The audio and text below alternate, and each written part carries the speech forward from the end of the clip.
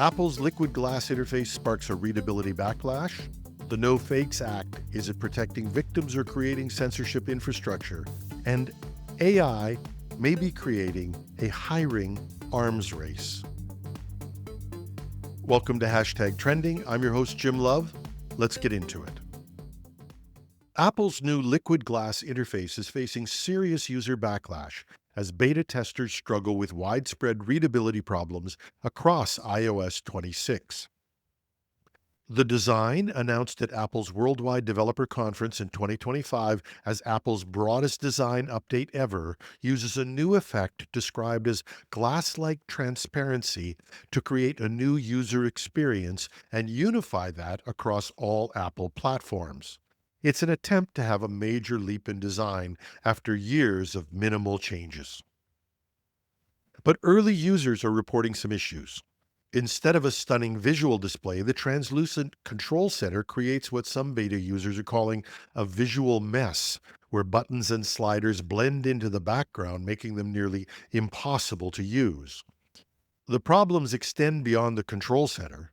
Notifications on the lock screen become invisible depending on the wallpaper colors, and even Apple's own press materials show concerns about readability issues with light gray text on translucent backgrounds in Apple Music. Critics argue that the interface violates accessibility standards, definitely not compliant with the Americans with Disabilities Act, say some, even with accessibility features on. Apple has responded quickly, releasing iOS 26 Beta 2 yesterday with improved background blur in Control Center. However, fundamental readability issues still remain unresolved across the system. The controversy recalls iOS 7's troubled 2013 launch, when Apple's last major design overhaul was also accused of prioritizing aesthetics over usability. But this time feels different. Apple is positioning liquid glass as a preparation for future augmented reality devices where visual clarity would become even more critical. Industry observers are noting that Apple may have missed the mark by adopting glass morphism, the design trend popular since 2020, rather than leading with something truly innovative. With the fall public launch approaching, Apple faces pressure to solve these basic usability problems or risk alienating users with an interface they literally can't read.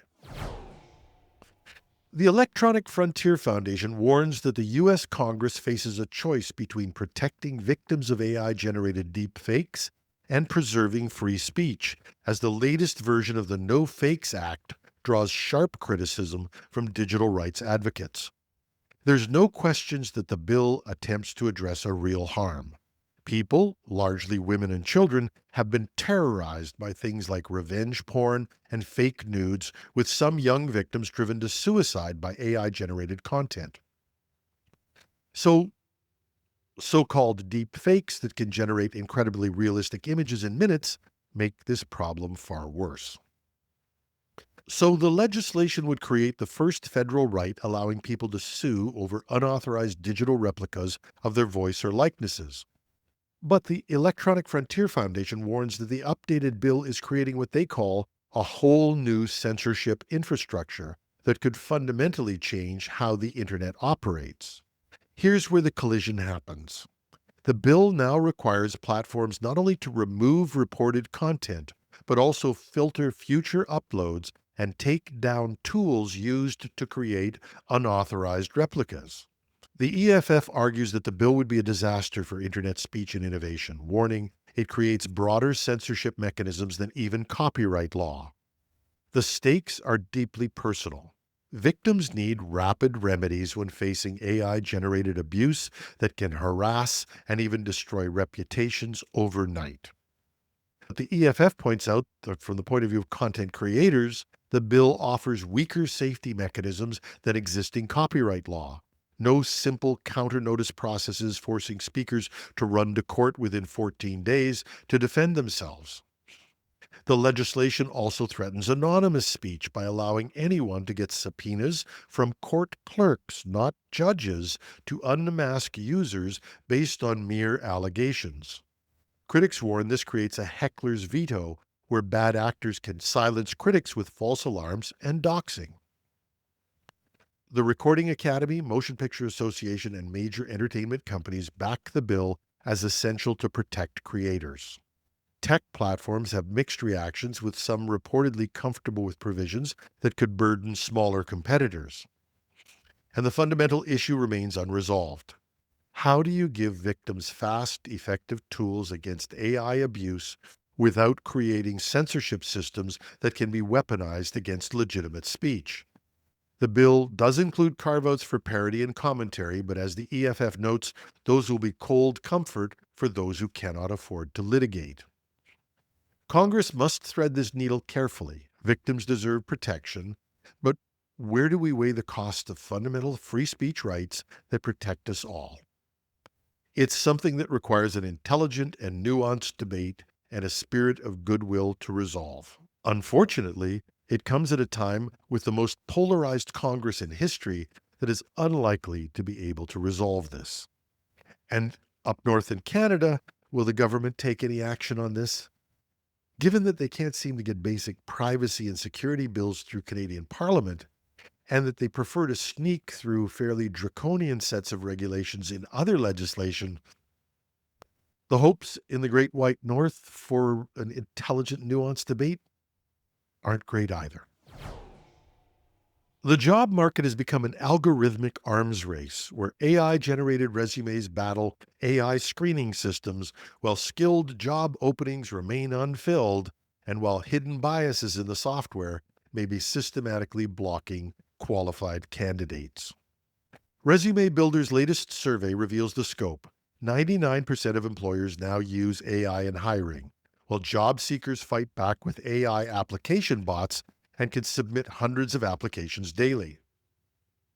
One engineering manager reported receiving 150 applications within 7 minutes of posting a role. But here's the cruel paradox. 54% of hiring managers say they care if candidates use AI to write resumes, even though they're using AI to screen them. When 625 hiring managers were asked about red flags, AI-generated resumes topped the list, ranking higher than employment gaps or lack of achievement.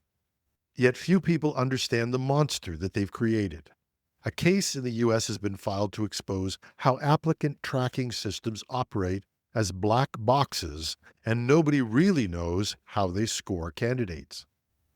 One individual, after 100 straight rejections, suspected software was flagging his profile, potentially blacklisting him across the entire system.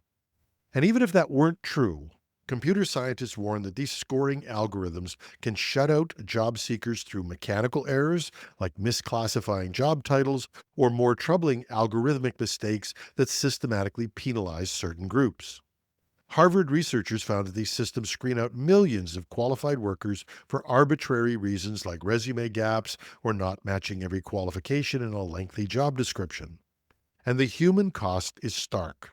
The person who we talked about earlier raised a lawsuit and only got hired when a human recruiter called him directly, leading to an interview and a job offer at Allstate, where he's been promoted twice. It's a great illustration of what is lost when algorithms replace human judgment. And meanwhile, the arms race escalates. AI tools meant to help job seekers beat algorithmic screening often backfire, creating generic applications that trigger automated rejections. Companies deploy ever more sophisticated AI to filter the flood of AI-generated applications, creating a feedback loop that removes humans from both sides of the equation. Perhaps the solution isn't more automation. There are a number of areas where AI and automation can help in AR functions, automating simple questions and processes, making self-serve actually work. But perhaps the engagement and hiring of humans is something where, for the time being, only humans can lead the way.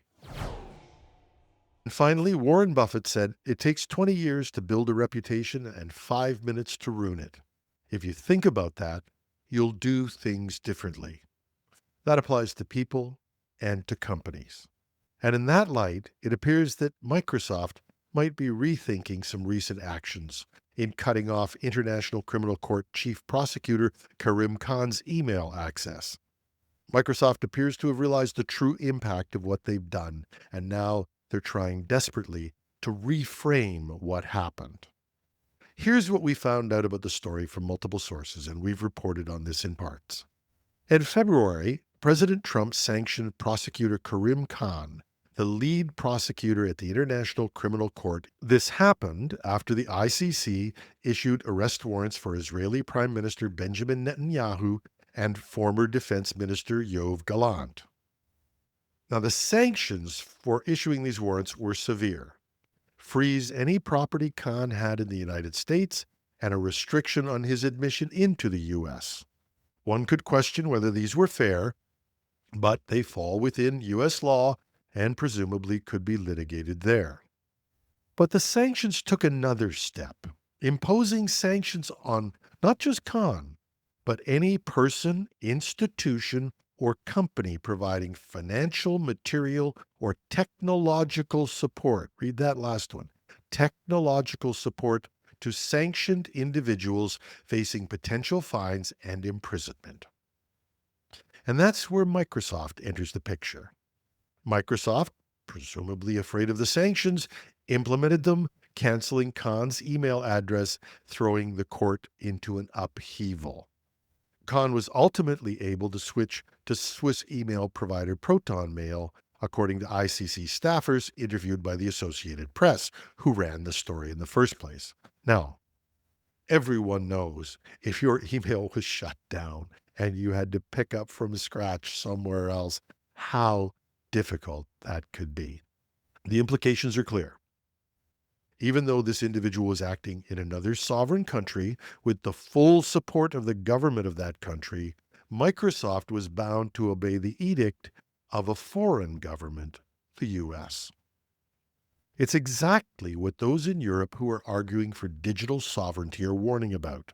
And it's exactly what Microsoft has been promising they'd never let happen as they try to persuade European governments to use their cloud and their software. So it's no wonder that Microsoft President Brad Smith has been forced to backpedal, now claiming his company was not in any way involved in the cessation of services to the ICC. Which raises the question, if cutting off the chief prosecutor's email doesn't constitute cutting services, what exactly does? The reality is that it appears to many that the tech giant folded under U.S. government pressure and is now trying to find plausible deniability.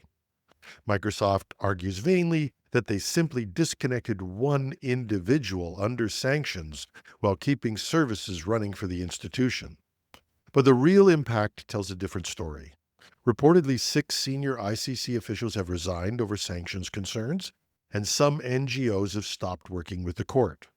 And at least 10 Dutch government organizations are now seeking alternatives to U.S. cloud services, according to the Intermax Group Director Ludo Bau. The timing couldn't be worse for Microsoft's European expansion. Just weeks before the ICC incident, Smith toured Brussels, promising to defend European interests from geopolitical volatility. As Dutch software expert Bert Hubert noted, a few weeks ago they issued all these grand statements and promises that this would never happen. And now, it happens anyway. So Microsoft's word games can't change the reality. While the company seems to have found a bit of courage and now promises it will resist pressures in the future, we'll see whether that happens or not, the reality is that when pressured in the present tense, the company chose to comply with a specious U.S. compliance order and execute that against someone in another sovereign country. And if that isn't a digital kill switch in action, we'd like to know what is. Further, this came to the world's attention because of the position of the individual and the backlash that it generated. If you were a single individual, perhaps a whistleblower, or even a staunch advocate of positions not acceptable to the U.S. administration, would Microsoft defend you, or would you lose your key services? And a note to the U.S. authorities, in case you're thinking about coming after us, we're staying north of the 49th parallel, and we use open source software. And that's our show. As always, especially when I'm telling you what I think, we'd love to hear what you think. You can reach us now at the Contact Us form at our new improved open source software website at technewsday.com or .ca. Take your pick. I'm your host, Jim Love. Have a wonderful Wednesday.